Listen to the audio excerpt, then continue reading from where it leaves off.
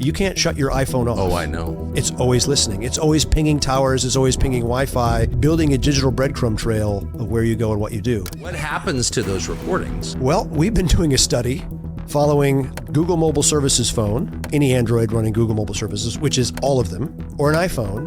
And at about 3 a.m., we're seeing a spike of data leaving the phone, about 50 megabytes. That is basically that phone dialing home to the mothership, exporting all of your goings on. All your pillow talk is going to... Pillow talk, whatever. What is a smartphone? It's basically a highly capable personal computer in your hand. Yeah. That's constantly linked to a network. Yes. Well, an advertising ID, it's like a 25-digit alphanumeric code that sits on your phone. And it enables to collect where you go, what you buy, who you call, and what you browse. It's more pervasive than Marcus Wolf of the Stasi or Beria of the KGB, yes, of the NKVD could ever possibly imagine. I've had so many people I've talked to about, they said, I was talking to my wife about needing a new mattress in our bedroom. The next day they're getting advertising for mattresses, which means the camera or the phone was listening to them in their bedroom. People are foolish if you believe you can go onto the internet, sign on to a social media site, and expect to have privacy. That's ridiculous. How do these companies make money? Seriously, Google makes money by knowing where you are, what you're buying, who you're with, who your contacts are, who you last talked to, where you're eating your dinner. This is how everybody makes money. And to think that you're going to get these free services, seriously, how valuable to you is Google? How often do you Google something to find out anything? You know, where the next clothing store is, what's on the movies, you know, something to help your children with their homework. Constantly. Invaluable. What does it cost you? Zero. Zero. Please, nothing is free. We now have confirmation that our phones are actually listening to us at all times. And in every case that I'm aware of, these companies have eventually turned over the recordings. And this researcher has proven that our phones are even uploading data about us even when our phones are off. Everything you do on an unsecured network is at risk. Your passwords, credit card info, and even sensitive work documents could be exposed to prying eyes. Now more than ever, is it important to protect your data online? Think about public Wi-Fi. You're at a cafe or in an airport or even at the gym, and you're connecting to free Wi-Fi without a second thought. That free Wi-Fi is often a hacker's playground. With just a few clicks, someone can intercept your connection, steal your information, and even track your browsing habits. That's where Private Internet Access, or PIA, comes in. With Private Internet Access, you can safeguard all your online activities with military-grade encryption, protecting you from hackers, governments, and even your internet provider. Plus, they have a strict no-logs policy, which means they don't track or store any of your browsing history, so your privacy stays private.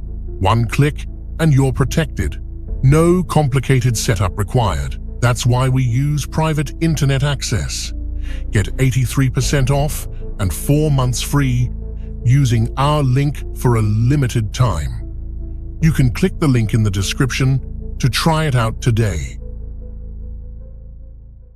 So to be shocked that Facebook is selling your data or allowing people to have access to it, I'm sorry, that's just foolish. Of course they are, because how again do they make money? They have application interfaces that let them access your location, your contacts, who you're calling, what you're buying.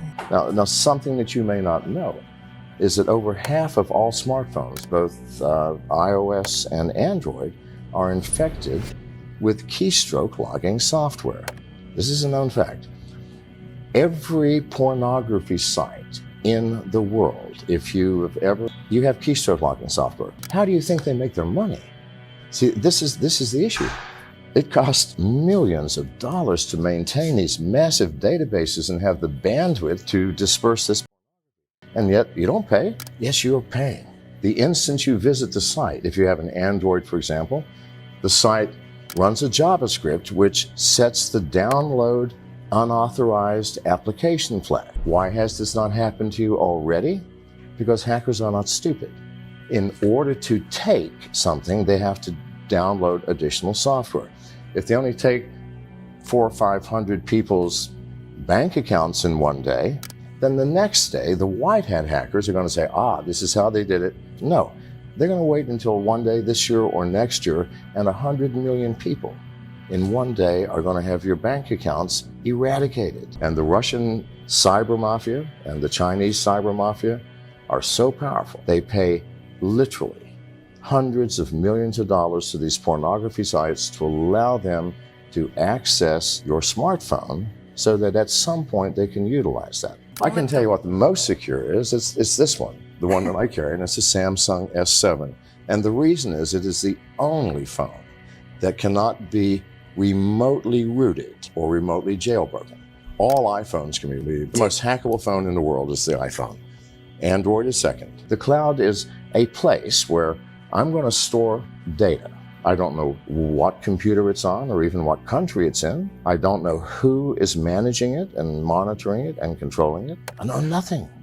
And I'm willing to put my valuable data there? No. Nation states are creating weaponized software that can destroy another nation's power grid. I'd rather have nuclear bombs dropped because they're localized. If you lose a power grid for a nation, you'll be living in a cave within a year, wearing animal skins, because there is no other hope. As soon as you connect to any of those, I have your password, I have anything in between. Oh man. You can hack anything. Car keys, garages, gates, anything that's on radio frequency, access control badges for doors and credit cards. There we go, I just read my card there, and if you want, I could show you the beginning of it. Oh my gosh, dude. So all of these networks here, they probably appear to be legitimate, right? Yeah. But they're not. These are all fake networks? They're all powered by me. So as soon as you connect to any of those, I have your password, I have anything in between. So that's one thing, that's just Wi-Fi. And you just, oh man. So is this how people are stealing information? This is one of many ways. They're actually, you can hack anything, but GoGo Inflate, they have a pretty good segment on their network, so you're pretty safe with GoGo.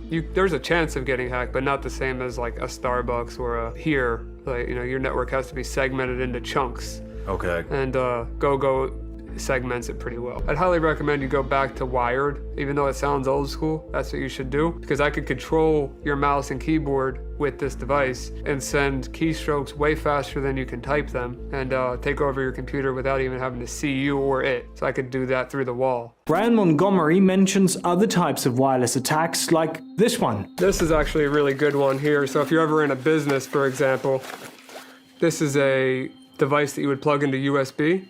And then as you see, there's an Ethernet adapter here. And when this plugs in, this has a mini computer inside of it. So as soon as this thing gets plugged into a computer or to the internet, the first thing it does is try to reach back out to one of my servers. So if I put this in, your closet or where your modem was at, I don't think that you would ever think this is a dangerous device. If I open a text, could I be hacked just from opening the text?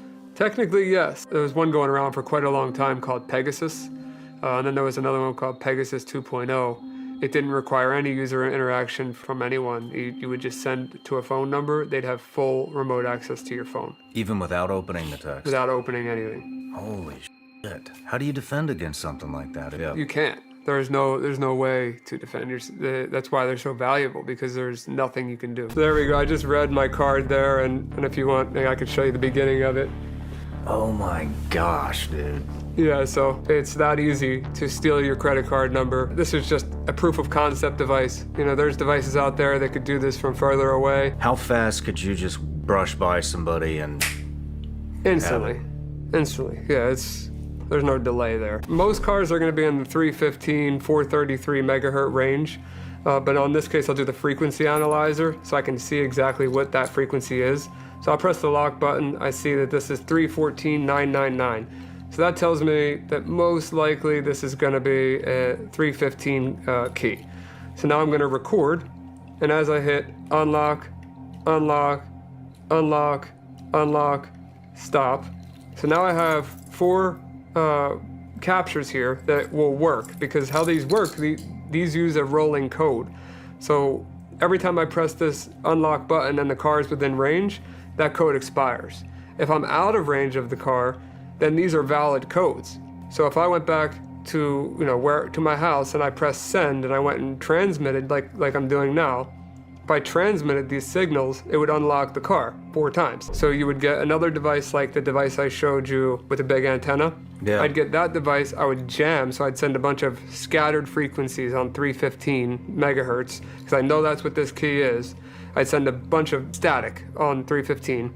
And then while I'm standing at the store or wherever the person I want to steal something from their car is, I would be listening on 315.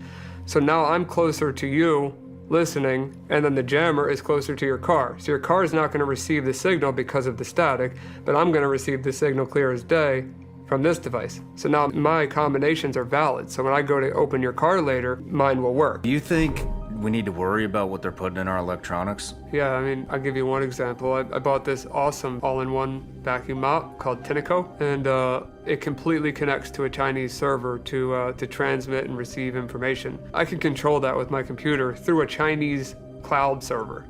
There's no reason that vacuum and mop should connect to a Chinese cloud.